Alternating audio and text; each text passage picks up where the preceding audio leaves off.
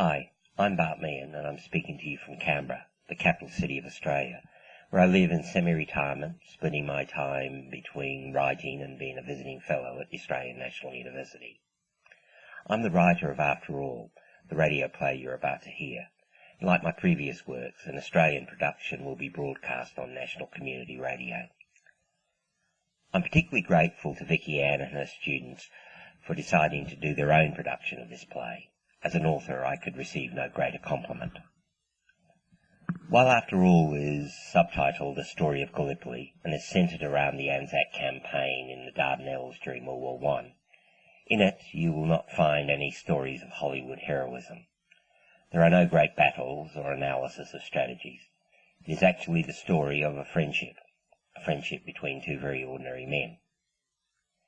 The inspiration for the play came to me some 30 years ago, when I was travelling across the Salisbury Plains in England, desperate to take a tourist shot of myself standing in front of Stonehenge.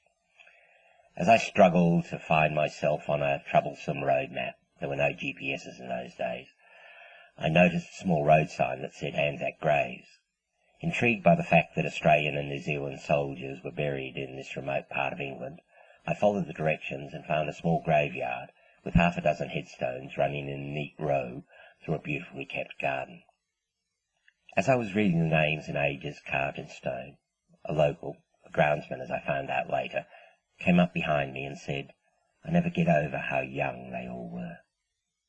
I asked him if he knew what had happened to them, and he told me that they'd been killed in a training accident on Salisbury Plains. Never even got to the war, he said.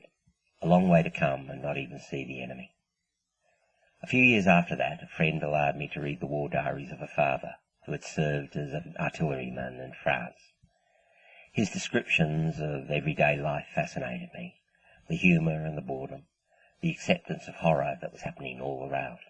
I found myself reading more extensively about the war of ordinary people, and through that I came across a contemporary account of the hospitalisation of wounded from Gallipoli in Malta.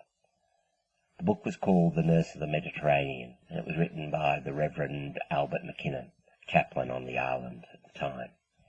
His descriptions of the kindness of the Maltese people have stayed with me, and when it came time to write the play about Gallipoli, in this, the centenary of that sad campaign, I knew I wanted to include Malta in that story.